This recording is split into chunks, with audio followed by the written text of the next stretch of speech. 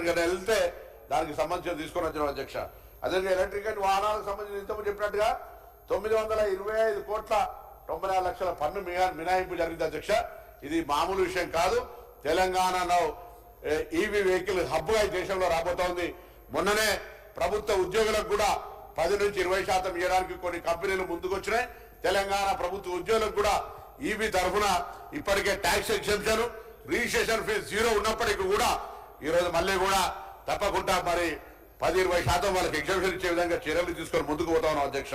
అంతేకాదు ఈరోజు సారథి వాహనం సంబంధించి ఇంతకుముందే చెప్పినట్టుగా మరి సమస్యలు ఉంటే వాటిని ఇంకా ఇంటిగ్రేటెడ్ అయి మొన్న 23 తారీఖు నాడే పోయినాం. ఈరోజు దేశంలో 29 రాష్ట్రాలతో పాటుగా మరి మన జమ్మూ కాశ్మీర్ 28 రాష్ట్రాల్లో మనం కూడా ఈరోజు తలెత్తుకునే విధంగా దేశంలో ఉన్నటువంటి ఇంక్లూజివ్ గా మనం మూవ్మెంట్ చేసుకున్నాం అధ్యక్ష. అదేవిధంగా డ్రైవింగ్ లైసెన్సులు కావచ్చు, ఆర్సీ బుక్లకు సంబంధించి డిలేను నివారించడానికి సెంట్రలైజ్డ్ విధంగా తీసుకుపోయే ప్రయత్నం చేస్తున్నాం అధ్యక్ష. ఏఎన్పిఆర్ కెమెరాలు పెట్టి ఎన్ఫోర్స్మెంట్ అంతా కూడా సీరియస్ గా ఉండే విధంగా ప్రయత్నాలు చేస్తున్నాం అధ్యక్ష. ఆర్టిఫిషియల్ ఇంటెలిజెన్స్ ఆధారంగా పర్యవేక్షణ వ్యవస్థలు చేసుకొని పారదర్శకత తెచ్చుకొని అన్ని కూడా సేవలన్నీ ఆన్లైన్ ద్వారా చేసే విధంగా చేస్తున్నాం అధ్యక్ష. ఒక చారిత్రాత్మకంగా 10 సంవత్సరాలుగా మేము చేయలేనటువంటి పనిని ఇలా షోరూమ్లలోనే రిజిస్ట్రేషన్ల ప్రక్రియ పెట్టి వాహనదారులు కార్యాలయానికి వచ్చే అవసరం లేకుండా షోరూమ్లలోనే రిజర్వేషన్ ఉన్నాం అధ్యక్ష. అంతేకాదు ఇలా లొకేషన్ ట్రాకింగ్ లైసెన్స్ లో VLTD కావచ్చు, ORR పరిధిలో కొత్త ఆటో రిక్షల అనుమతులు కావచ్చు, ఆటో రిక్షలకు సంబంధించి చెప్తా ఉన్నారు అధ్యక్ష. హైదరాబాద్ లో ఉన్నటువంటి డీజిల్ పెట్రోల్ ఆటోలన్నింటినీ కూడా ప్రభుత్వ ఖర్చుతో రెట్రోఫిట్ చేయడానికి ఈ బడ్జెట్ లోనే 200 కోట్ల రూపాయలు పెట్టాం అధ్యక్ష. వాళ్ళకి తప్పకుండా నేను ఇంతకుముందు కూడా చెప్పిన ఏదో ఆటో కార్మికులను పట్టుకొని వీళ్ళేదో చాలా పెద్ద ఎత్తున మేము వాళ్లకు నష్టం జరుగుతుందనే విధంగా తెలియజేసుకుంటారు. ఇప్పుడు మేము వచ్చిన తర్వాత కూడా ORR లోపల ఇస్తే ఆటోలు ఇస్తే 30,000 ఆటోలు కొత్తవి కూడా కొనిచ్చి ఉపాధి ఈవీ LPG CNG కింద ఇచ్చిన అధ్యక్ష. అందుకే వాళ్ళు చెప్తున్నటువంటి విధంగా ఎక్కడ కూడా మరి కార్యక్రమాలకు సంబంధించి ఎటువంటి ఇబ్బంది లేకుండా గతంలో అడిషనల్ గా వాహనం కొంటే 2% ట్యాక్స్ ఉండే అధ్యక్ష. ఆ 2% ట్యాక్స్ సంబంధించి కూడా తీసుకోవడం జరిగింది. అదే రోడ్ సేఫ్టీకి సంబంధించి అధ్యక్ష. గతంలో రోడ్డు సేఫ్టీ వారం ఉంటుండే అధ్యక్ష.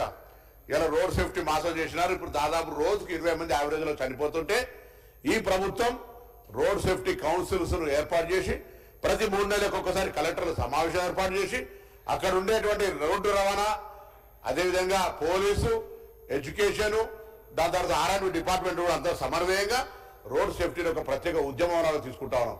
ఈ విద్యా సంవత్సరం అయిపోయింది. నెక్స్ట్ విద్యా సంవత్సరంలో ఈ రాష్ట్రంలో ఉన్నటువంటి లక్షలాది మంది విద్యార్థుల ద్వారా ఒక అఫిడవిట్ వాళ్ళ తల్లిదండ్రులు మేము రోడ్డు భద్రతను రూల్స్ పాటిస్తామని ఒక అఫిడవిట్ తీసుకునే విధంగా కార్యాచరణ రూపొందిస్తున్నాం అధ్యక్ష. అందుకే రోడ్ సేఫ్టీకి సంబంధించి 65 లక్షల రూపాయలు పెట్టి కొనుక్కునేటువంటి వాళ్ళకు ఒకటే వన్ టైం కింద రోడ్ సేఫ్టీ చేసి ఆ రోడ్ సేఫ్టీ కింద వసూలు చేసే పెద్దగా ఇబ్బందికరమైనటువంటి పరిస్థితి కాదు అనేది మనం చెప్తా ఉన్నాం అధ్యక్ష. లైసెన్సుల గురించి చెప్తా ఉన్నారు. తాగి నడిపితే పూర్తిగా ట్రాఫిక్ రూల్స్ అవాయిడ్ చేస్తే మోటార్ వెహికల్ యాక్ట్ ప్రకారంగా ఉన్నటువంటి ప్రొవిజన్స్ మేరకే మరి పూర్తిగా వాహన నిబంధనలను ఉల్లంఘించిన వాళ్ళకి సంబంధించినటువంటి కార్యక్రమం తీసుకొని పోతున్నాం అధ్యక్ష.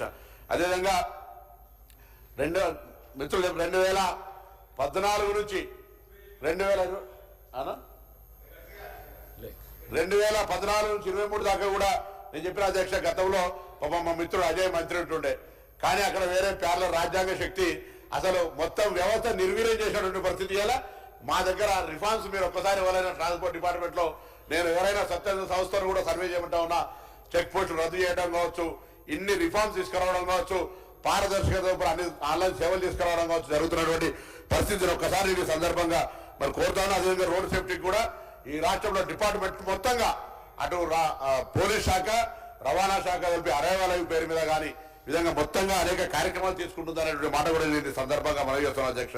రహదారి భద్రత, మౌలిక వసతుల గురించి కానీ, సుప్రీంకోర్టు తీర్పుకు అనుగుణంగా రోడ్డు సేఫ్టీ సెస్ కానీ ఇలా అన్ని రకాలకు సంబంధించినటువంటి విషయం లోపల మరి యాక్సిడెంట్లు తగ్గించడానికి మీరు తీసుకుంటున్నటువంటి చర్యలు అనేకం అధ్యక్ష. వీటిని మనం అందరం కూడా ప్రశంసించి మనం కూడా అందులో భాగస్వామ్యం కావాలి. నేను మొన్ననే గౌరవ మరి మా ఈ ప్రభుత్వ ఉద్యోగులకు ఈవీ వెహికల్స్ ఇచ్చే సందర్భంలో శాసన మండలి చర్చలలో ఒక మాట చెప్పిన అధ్యక్ష. గౌరవ శాసనసభ్యులందరూ కూడా మరి వాహనాలు ఈవీ వాహనాలు కొనుక్కునే విధంగా కొంత సబ్సిడైజ్ చేసి ఇప్పటికే ట్యాక్స్ ఎగ్జామ్షన్, రిజిస్ట్రేషన్ ఎగ్జామ్షన్ ఉంది కూడా మనం అందరికీ కూడా రోల్ మోడల్ కాబట్టి ఈవీ వెహికల్స్ కొనుక్కునే విధంగా మరి సభా వ్యవహారాల శాఖ మంత్రి గారు అన్నారు. వారి ద్వారా నేను గౌరవ ఆర్థిక మంత్రిని కోరుతా ఉన్నా, అందరికీ 119 ఎమ్మెల్యేలకు ఎమ్మెల్సీలకు మరి ఈవీ వెహికల్స్ అందరికి అధికారులకు కూడా ప్రభుత్వం కూడా ఈసారి ఈవీ వెహికల్స్ కు సంబంధించి కొత్త ప్రొక్యూర్మెంట్ చేసినప్పుడు మొత్తంగా ఈవీ వెహికల్స్ కొనుగోలు చేసేటువంటి ఒక ప్రక్రియ తీసుకుంటుంది అధ్యక్ష. ఆక్సిజన్ సంబంధించి మనం ఈ రోజు ఎక్కడైతే ఇబ్బందికరమైతే ఉన్నటువంటిదో మనం దానికి సంబంధించినటువంటి ఇష్యూను కూడా చేసేటువంటి ప్రయత్నం చేస్తాం అధ్యక్ష. ఆటోమేటిక్ డ్రైవింగ్ టెస్టులను కూడా మాన్యువల్ ఇంటర్వెన్షన్ లేకుండా ఆటోమేటిక్ టెస్టింగ్ స్టేషన్లు, ఆటోమేటిక్ డ్రైవింగ్ స్టేషన్లు, స్క్రాప్ పాలసీ తీసుకు వారికి ఇన్సెంటివ్ ఇవ్వడం, ఈ విధంగా అనేక కార్యక్రమాలు చేస్తూ ఇంకా డిపార్ట్మెంట్ స్ట్రెంగ్ చేయడానికి రవాణా శాఖలో 4 ఆర్టీఓ పోస్టులను, 113 ఏఎంవీలను, 54 కానిస్టేబుళ్లను, 20 జూనియర్ అసిస్టెంట్లను భర్తీ పూర్తయింది అధ్యక్ష. వారు గౌరవ సభ్యులు ప్రమోషన్లకు సంబంధించి అడిగినారు. ఆ ప్రమోషన్లకు సంబంధించి కోర్టులో ఒక కేసు ఉంది. ఆ కేసును మరి టెక్నికల్ నాన్ టెక్నికల్ సంబంధించిన అంశం మీద రిజాల్వ్ చేయమని చెప్పినాం. వాళ్ళు కోర్టు చెప్పినట్టుగా కొంత పోస్టులు పక్కనే పెట్టైనా ప్రమోషన్లకు సంబంధించి ఈ ప్రభుత్వం ఎక్కడ కూడా ఆపాలనేటువంటి మాట ఉద్దేశం లేదనేటువంటి మాట మనం చేస్తాను. తర్వాత కిరాయి భవనాల గురించి చెప్తున్నారు అధ్యక్ష. అసలు ట్రాన్స్పోర్ట్ జిల్లాలు చేసిన తర్వాత వాళ్ళు 63 రవాణా శాఖ కార్యాలయాలు ఉంటే 31 కార్యాలయ అద్దె భవనాలే నడుస్తున్నారు అధ్యక్ష. ఇలా మేము వచ్చిన తర్వాత మంచి విలువైన భూములు కలిగిన రంగారెడ్డి అక్కడిక్కడ కూడా 17 శాఖలకు సంబంధించి మరి జాగ్రత్తలు తీసుకున్నామనే మాట ఈ సందర్భంగా మనం చేస్తాను. రాబడి పెంపుకు సంబంధించి ప్రత్యేక నెంబర్ల ఫీజులు పెంచడం కావచ్చు, ఎందుకంటే సామాన్యునికి భారం లేనటువంటిది. అదేవిధంగా 4 వాహనాలు సంబంధించి క్వార్టర్లీ ట్యాక్స్ ఉండేది లైఫ్ ట్యాక్స్ గా చేసుకోవడం కానీ ఇతరత్ర అనేక రకాలుగా కొంత రిఫార్మ్స్ తీసుకొచ్చి రవాణా శాఖకు సంబంధించి కూడా కొంత పారదర్శకతను పెంచుకోవడంతో పాటుగా ఎక్కడ కూడా మరి ఇబ్బంది లేకుండా చేసేటువంటి ఒక ప్రయత్నం చేస్తున్నాం అధ్యక్షుడు. దీనివల్లనే ఈరోజు రవాణా శాఖ ఎఫిషియన్సీ పెరగడం కానీ, రవాణా శాఖ పర్యవేక్షణ పెరగడం కానీ, రోడ్ సేఫ్టీకి సంబంధించి ప్రమాదాలను తగ్గించే విషయం కానీ, మౌలిక సదుపాయాలకు సంబంధించి కానీ, మరి అడ్మినిస్ట్రేటివ్ పరంగా స్ట్రెంగ్ చేయడం కానీ, ఈ విధంగా అనేక రకాలుగా కార్యక్రమాలు చేస్తాను అధ్యక్ష. ఈరోజు తప్పకుండా మరి కొన్ని వాహనాలకు సంబంధించిన యాజమాన్యాలపై కూడా చర్యలు తీసుకోవడం జరుగుతోంది. ఈ విధంగా మేము డెఫినెట్లీ ట్రాన్స్పోర్ట్ డిపార్ట్మెంట్ కు సంబంధించి కూడా ఒక పారదర్శకంగా ముందుకు పోయే సందర్భంలో మరి రోడ్ సేఫ్టీ కావచ్చు, లైసెన్సులకు సంబంధించి కావచ్చు, ఇతరత్ర అనేక రకాల ఆలోచనతోటి మరి పాలసీలను రిఫార్మ్స్ తీసుకొని వస్తున్నటువంటి మాట ఈ సందర్భంగా మనం చేస్తున్నాం అధ్యక్ష. ఇక దీనికి సంబంధించి హోంశాఖకు సంబంధించి కూడా గౌరవ ముఖ్యమంత్రి గారి పక్షాన హోంశాఖ నేను దయచేసి ఒక మీ ద్వారా కోరుతాను అధ్యక్ష. హోంశాఖకు సంబంధించి ఏ ప్రభుత్వం ఉన్నా పోలీసింగ్ అనేటువంటిది సక్రమంగా జరిగితేనే మనందరూ కూడా శాంతి భద్రతలు ఉంటాయి అధ్యక్ష. తప్పకుండా పోలీస్ శాఖకు సంబంధించి ఆత్మస్థైర్యం దెబ్బతినే విధంగా ఉండకుండా తప్పకుండా పోలీసులకు సంబంధించి మనం అందరం కూడా ఒక ఆలోచనతో పోవాల్సిన అవసరం ఉంది అధ్యక్ష. ప్రమోషన్ల గురించి మాట్లాడుతూ ఉన్నారు అధ్యక్ష. ప్రమోషన్లకు సంబంధించి అందరికీ తెలుసు జోన్ 1 జోన్ 2 రాష్ట్రపతి గారి ఉత్తర్వుల మేరకు కొనసాగుతున్న అధ్యక్ష. పోలీసులకు సంబంధించి మనం ఇలా 4-5 విభాగాలు, ఫైర్ సేఫ్టీ కావచ్చు, లేకపోతే సైబర్ క్రైమ్ కావచ్చు, లేకపోతే ఇక్కడ పడేటువంటి ఎస్పీఎఫ్ కావచ్చు, ముందుగా హోంశాఖకు తీసుకుంటే మరి సక్రమంగా ఇవన్నీ కూడా అనేక ఉత్సవాలు హైదరాబాద్ మనం చూస్తాం అధ్యక్ష. పోలీసు ఎంతసేపు ఒకవైపు నిన్ననే అంత పెద్ద యాత్ర తీసుకుంటే రాత్రి 1 గంట దాకా కూడా శ్రీరామనవమి యాత్ర జరిగి చూసినారు. బోనాల పండుగలు, రంజాన్లు, మొహర్రంలు, మరి గణేష్ పండుగ ఇవన్నీ కూడా ఇటువంటి అన్ని కూడా జరుగుతున్న సందర్భంలో ఇవన్నీ చూస్తూ ఇంటర్నేషనల్ క్రైమ్ కూడా రాకుండా కాపాడుకుంటూ ఈ రాష్ట్రాన్ని ఎప్పుడు కూడా శాంతియుతంగా ఉండే విధంగా చేస్తూనే క్రిమినల్స్ పట్ల చర్యలు తీసుకుంటుంది అధ్యక్ష. మరి అంతేకాకుండా ఈ రోజు మేము ఒకటే కోరుతాను, ఇవాళ తెలంగాణ పోలీసులకు సంబంధించి ఒక ఆత్మస్థైర్యాన్ని ఇచ్చే ప్రయత్నం చేస్తున్నాం అధ్యక్ష. నిన్న గౌరవ సభ్యులు ఎవరో మాట్లాడుతూ ఉన్నారు మరి మాజీ నక్సలైట్లకు సంబంధించిన లొంగుబాటు. ఈ రోజు వాళ్ళ కేంద్ర మంత్రి గారే మన ప్రభుత్వ విధానాన్ని ప్రశంసించే విధంగా మనం ఈ దేశంలోనే నెంబర్ 1 గా ఉన్నాం. శాంతిగా ఉండాలి, ఎటువంటి హింసకు తావులేనటువంటి చర్చల ద్వారా అందరినీ కూడా మనం తీసుకోవాలి అనేటువంటి మాట చెప్తాను. ఇలా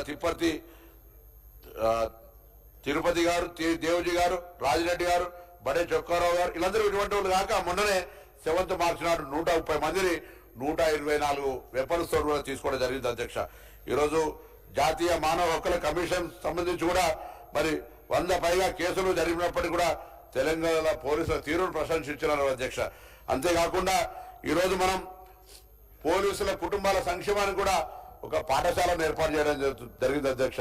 పోలీసులకు సంబంధించి ఎప్పటికప్పుడు ప్రమోషన్లు ఇవ్వడము, వాళ్ళకు సంబంధించిన నియామకాలు చేపట్టడము, దేశంలోనే తెలంగాణ పోలీసు నెంబర్ 1గా ఉండడము, అదేవిధంగా తెలంగాణకు సంబంధించినటువంటి మహిళల రక్షణ కొరకు సంబంధించి ప్రత్యేకమైనటువంటి డిపార్ట్మెంట్ ఏర్పాటు చేయడము, సైబర్ క్రైమ్ను కావచ్చు, డ్రగ్స్ అరికట్టడానికి కావచ్చు, ఇట్లా ఒక్కొక్కటిగా ఈ తెలంగాణ ప్రభుత్వం పోలీసులకు సంబంధించినటువంటి అనేక అంశాలు, ఉదాహరణ ఫైర్ సేఫ్టీ తీసుకున్నా, మహిళల రక్షణ తీసుకున్నా, సైబర్ క్రైమ్ తీసుకున్నా కూడా ఎక్కడైనా కూడా వ్యక్తుల గురించి మాట్లాడేది లేదు. తప్పకుండా పోలీస్ సంస్థ, పోలీస్ వ్యవస్థ గురించి మాట్లాడతాం. తప్పకుండా ఎవరైనా ఎక్కడైనా తప్పు జరిగితే వాటన్నింటినీ సరియైన విధంగా స్పందించే కార్యక్రమం తీసుకుంటా ఉన్నాం. మరి తప్పకుండా ప్రతి పోలీస్ పట్టభద్రులు అయ్యే విధంగా మరి వాళ్ళకు ఓపెన్ యూనివర్సిటీ అవకాశం ఇస్తాను. జైళ్లలో కూడా డిహైడ్రేషన్ సెంటర్స్ పెడతా ఉన్నాం. ఎక్కడికక్కడ కూడా మరి వాళ్ళందరూ కూడా సామాజిక బాధ్యత కూడా అలైవ్ కింద మరి రక్షణకు సంబంధించినటువంటి కార్యక్రమం తీసుకుంటా ఉన్నాం. ఎప్పుడైనా ఈ శాఖ తరఫున అందరం కూడా మరి ఏదైనా పొరపాటు ఉంటే మరి తప్పకుండా ఉన్నతాధికారుల దృష్టికి తీసుకుపోయే అవకాశం ఉంది. ఈ రోజు తెలంగాణ రోడ్డు భద్రతలకు సంబంధించి కూడా అలైవ్లకు సంబంధించిన కార్యక్రమం తీసుకొని పోతాం అధ్యక్ష. మేము ఈ రోజు సైబర్ క్రైమ్ కు సంబంధించిన బాధితులు ఏ పోలీస్ స్టేషన్ వెళ్లకుండా ఎఫ్ఐఆర్ నమోదు చేసుకోవడానికి నగర పోలీసులు సి-మిత్ర అనే వర్చువల్ డెస్క్ కూడా ప్రారంభించింది అధ్యక్ష. అదేవిధంగా వివాహ పట్టణీకరణ, వృద్ధి చెందడంతో భారత్ ఫ్యూచర్ సిటీ ప్రాజెక్టు పర్యవేక్షణకు, శాంతి భద్రతలు కాపాడడానికి, పోలీసింగ్ సామర్థ్యాన్ని పెంచడానికి 29/12/2020 జీవో నెంబర్ 141 ద్వారా హైదరాబాద్ రాచకొండ కమిషనరేట్లను ఫ్యూచర్ సిటీ కమిషనర్ ఏర్పాటు చేయడం జరిగింది అధ్యక్ష. టీసీఎఫ్ ఆధునిక టెక్నాలజీ ఉపయోగించి మహిళా భద్రతా పర్యవేక్షణకై రాయ్పూర్ ఛత్తీస్గఢ్ లో నవంబర్ 27-29 మధ్య జరిగిన కాన్ఫరెన్స్ లో ప్రారంభించిన అధ్యక్ష. అదేవిధంగా సైబరాబాద్ పోలీస్ కమిషనరేట్ లోని షామీర్పేట పోలీస్ స్టేషన్ లో 2020 సంవత్సరానికి గాను దేశంలో అత్యుత్తమ పోలీస్ స్టేషన్లుగా నిలిచినట్టు ఛత్తీస్గఢ్ లో జరిగిన డీజీల సమావేశం ప్రకటించింది అధ్యక్ష. అదేవిధంగా పాస్పోర్ట్ వెరిఫికేషన్ లో గోల్డ్ స్టాండర్డ్ నెలకొల్పేందుకు 2025 జూన్ 24న పాస్పోర్ట్ సేవ్ దినస్ ఈ కార్యక్రమం తెలంగాణ పోలీస్ శాఖ ప్రతిష్టాత్మకంగా పురస్కారాన్ని అందుకున్నది అధ్యక్ష. తెలంగాణ పోలీస్ శాఖ అంతర్గతంగా వెరీ ఫాస్ట్ యాప్ కు ఈ యొక్క ఘనత కూడా దక్కింది అధ్యక్ష. అంతేగా తెలంగాణ పోలీస్ ప్రపంచ స్థాయిలో సాంకేతిక ఆవిష్కరణలు కాను జాతీయ స్థాయిలో అనేకమైనటువంటి పురస్కారాలు అందుకుంది అధ్యక్ష. ఈ రోజు తప్పకుండా తెలంగాణకు సంబంధించి మరి ఎక్కడెక్కడైతే మహిళలకు సంబంధించిన భద్రత కావచ్చు, సైబర్ క్రైమ్స్ కావచ్చు, మరి బెట్టింగ్ సంబంధించిన పాటుగా డ్రగ్స్ కొరకు ఒక ఈగల్ ఏర్పాటు చేసి ఈరోజు బెట్టింగ్ ను పూర్తి స్థాయిలో కంట్రోల్ చేసే విషయంగా మరి డ్రగ్స్ కు సంబంధించి కూడా మన గౌరవ సభ్యులు మాట్లాడుతూ చెప్పిన ఆ డ్రగ్స్ మన రాష్ట్రంలో ఉత్పత్తి అయ్యేవి కావు అధ్యక్ష. ఈ డ్రగ్స్ అన్ని కూడా బయట నుంచి వస్తున్నప్పుడు బయట ఉన్నటువంటి లొసుగులను మరి కేంద్ర ప్రభుత్వం కొంత రాకుండా కాపాడడానికి వేరే దేశాల నుంచి వస్తున్నప్పుడు ఏ విధమైన చర్యలు తీసుకుంటారో అది కూడా మనం ఈ రోజు మరి అలైన్మెంట్ కావాల్సిన అవసరం ఉంది కేంద్రంతో అనేటువంటి మాట సందర్భంగా మరి ముఖ్యమంత్రి గారు అక్కడికి వెళ్ళినప్పుడు ఈ అంశం మీద మరి సంబంధించి చెప్తా ఉన్నారు. ఇలా సైబర్ క్రైమ్ సంబంధించి కేంద్ర హోంశాఖ సహాయ మంత్రి ఇన్ఛార్జిగా బండి సంజయ్ గారు ఈ వ్యవహారాన్ని చూస్తున్నారు. వారి దృష్టి కూడా అనేక సందర్భాల్లో తీసుకొని సాంకేతిక పరంగా మనకు కావాల్సినటువంటి తీసుకొని పోయే విధంగా చేస్తా ఉన్నాం అధ్యక్ష.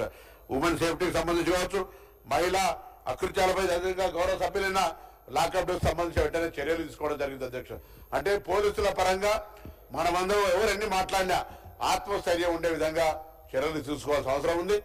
ఇవాళ జైళ్ల శాఖ కావచ్చు, ఫైర్ శాఖ కావచ్చు, ఈరోజు ఏసీబీ కావచ్చు, లేకపోతే ఈ విధంగా అన్ని పోలీసులకు సంబంధించినటువంటి విషయం లోపల ఈ ప్రభుత్వం చిత్తశుద్ధితోటి పోలీసుల మనోధైర్యాన్ని పెంచుతూ క్రిమినల్స్ ఒక భయపడే విధంగా కఠినంగా మరి పోలీసులు ఫ్రెండ్లీ పోలీసింగ్ చేస్తూనే మరొక వైపు నేరస్తుల పట్ల కఠినంగా వివరించేటువంటి చర్యలు తీసుకొని ఇబ్బంది లేకుండా ముందుకు పోతుందనే మాట ఈ సందర్భంగా మనవి చేస్తూ తప్పకుండా గౌరవ సభ్యులు వ్యక్తిగతంగా ఏదైనా అంశాలు చెప్తే వాటిని తప్పకుండా ప్రభుత్వంలో పరిశీలించడం జరుగుతుందనే మాట నేను ఈ సందర్భంగా మనవి చేస్తున్నాను అధ్యక్ష.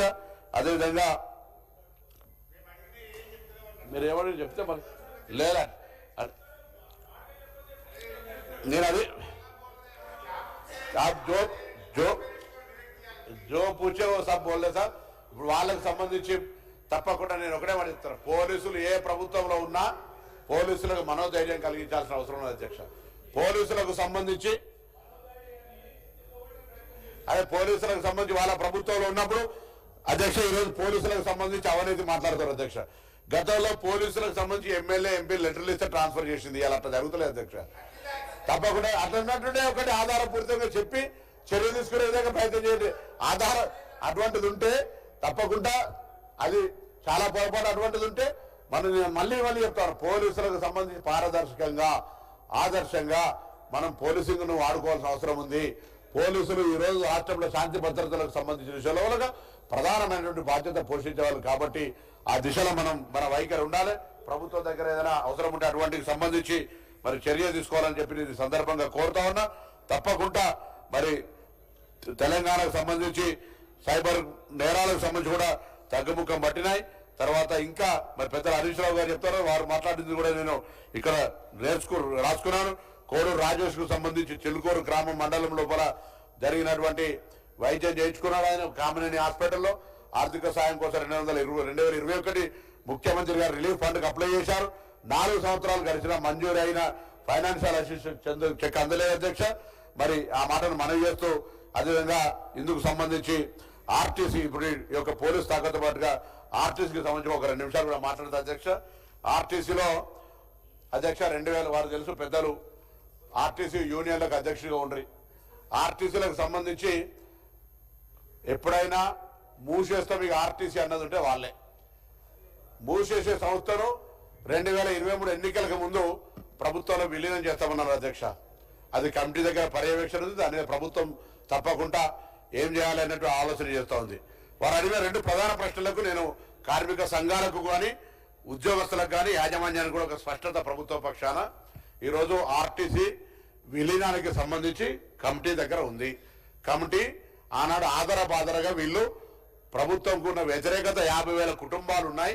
ఏ విధంగా వాళ్ళని మనం ఆనాడు ఉన్నటువంటి ఇంటెలిజెన్స్ నివేదికల మేరకు 10 సంవత్సరాలు ఎన్నికలు వస్తున్నాయని 10 సంవత్సరాలు ఆర్టీసీని నిర్వీర్యం చేసి ఆఖరికి ఒక మేనేజింగ్ డైరెక్టర్ ను కూడా నేరుగా ఆఫీసర్ పెట్టాలని పరిస్థితులలో ఆర్టీసీని నిర్వీర్యం చేసి ఎండీ అయినా సాఫ్ ఉండాలి అధ్యక్ష. అటువంటి పరిస్థితులలో మేము వచ్చిన తర్వాత ఇలా ఆర్టీసీని రిఫార్మ్ చేస్తాం అధ్యక్ష. వాళ్ళు చేసినటువంటి కారణం వల్ల కార్మికులు చనిపోయారు అధ్యక్ష, ఆత్మహత్యలు చేసుకున్నారు అధ్యక్ష, సమ్మె కొనసాగిస్తే సమ్మెను కూడా పట్టించుకున్నారు అధ్యక్ష. ఆ వ్యతిరేకత దృష్ట్యా ఈరోజు విలీనం అనేటువంటి ఒక కొత్త తెర లేపితే దాన్ని పర్యవేక్షణ చేయడానికి కమిటీ చేసినాం. ఆ మేరకే అది కోర్టులో ఉంది కాబట్టి గుర్తింపు సంఘాలకు సంబంధించినటువంటి ప్రభుత్వంలో విలీనం అయితే యూనియన్స్ అయితే తప్ప గుర్తింపు సంఘాలు ఉండే అధ్యక్ష. ఈ యొక్క కారణంతో కోర్టులో కేసు ఉన్నటువంటి మాట కూడా నేను గౌరవ సభ్యుల ద్వారా తెలియజేస్తాను. అదేవిధంగా ఈరోజు మరి 2014లో బస్సుల సంఖ్య ఎంత ఉండే, ఇలా మరి ఇప్పుడు ఎంత బస్సుల సంఖ్య ఉందో ఒక్కసారి తెలుసుకోమని చెప్పి కోరుతాను అధ్యక్ష. 2014లో మేము ప్రభుత్వం దిగిపోయినాడు 10,406 బస్సులు ఉండే అధ్యక్ష. కానీ వాళ్ళ వచ్చిన తర్వాత ఒక 1000 బస్సుల సంఖ్య తక్కువైపోవడమే కాకుండా మళ్ళీ మేము వచ్చిన తర్వాత ఇలా 10,000 పైన బస్సులకు సంబంధించినటువంటి సంఖ్య పెంచుకోగలిగినాం. ఈరోజు ప్రతిరోజు ఆ రోజు 40 వీళ్ళ ప్రభుత్వాల బస్సులే కొత్త లేవు, కరోనా కారణం అంటారు. ఏదైనా కరోనా బస్సుల పరంగా నిన్న కూడా గౌరవ శాసనసభ్యులందరితో ఆర్టీసీ తరఫున ఒక ముఖాముఖి మీటింగ్ పెట్టుకుంటే కరోనా టైంలో రద్దయిన బస్సులను ప్రారంభించమని అడుగుతా ఉన్నాం. వాళ్ళు ప్రారంభించారు అధ్యక్ష. ఈ రోజు కొత్తగా హైదరాబాద్ కూడా 320 రూట్లు ప్రారంభించడమే కాక ఎక్కడెక్కడైతే సభ్యులు అడుగుతారో వాళ్ళ బస్సులన్నీ కూడా స్టార్ట్ చేసే విధంగా ప్రయత్నం చేస్తా ఉన్నాం. ఈరోజు దాదాపు రోజు 62 లక్షల మంది ప్రయాణికులు దాదాపు 35 లక్షల కిలోమీటర్లు తిరిగే విధంగా కార్యక్రమం చేస్తుంది అధ్యక్ష. ఈ రోజు ఆనాడు తెలంగాణ ఏర్పడకుండా 60,000 మంది ఉద్యోగులు ఉంటే 45,000 పడిపోయింది అధ్యక్ష. మళ్ళీ ఇలా మేము కొత్త నియామకాలు చేపడతా ఉన్నాం. నియామకాలు అంటే కారుణ్య నియామకాలు దాదాపు 1000 వరకు ఇచ్చినాం అధ్యక్ష. అంతేకాదు గత ప్రభుత్వాల లోపల ఉద్యోగాలు కోల్పోయి వివిధ రకాలుగా ఉన్నటువంటి వాళ్ళు ఒక క్షమాభిక్షగా వాళ్ళకు మాకు సంబంధించి మేము సంస్థలో పనిచేస్తామంటే 3 మెంబర్ల కమిటీ వేసి ఆ ఉద్యోగాలను కూడా 250 పైన ఉద్యోగాలు ఇచ్చినాం అధ్యక్ష. ఇలా డ్రైవర్లు కండక్టర్ల దాకా దాదాపు 4,500 ఉద్యోగాల ప్రక్రియ పోలీస్ రిక్రూట్మెంట్ బోర్డు ద్వారా మరి కార్యక్రమం కొనసాగుతోంది అధ్యక్ష. దాని తర్వాత ఈ రోజు ఆర్టీసీ పరంగా కూడా మరి ఎక్కడ కూడా ఇబ్బంది లేకుండా బస్సుల సంఖ్యను పెంచడం కావచ్చు, ఉద్యోగుల సంఖ్యను పెంచడం కావచ్చు. మహాలక్ష్మి ద్వారా వాళ్ళ అమౌంట్ గురించి అడుగుతున్నారు అధ్యక్ష. అవును, 9,700 కోట్ల రూపాయలు బెనిఫిట్ జరిగింది. 7,000 కోట్ల రూపాయలు చిల్లరిచ్చినారు. నిన్న వారు గౌరవ సభ్యులు అంటా ఉన్నారు, మేము సంవత్సరానికి 15,000 కోట్ల రూపాయలను మేము వాళ్ళకు ఫండ్ కింద ఇచ్చినామని. అధ్యక్ష మొత్తంగా 10 నెలలు కలిపితే 7,000 కోట్లు కూడా కావు అధ్యక్ష. వాళ్ళు ప్రకటించింది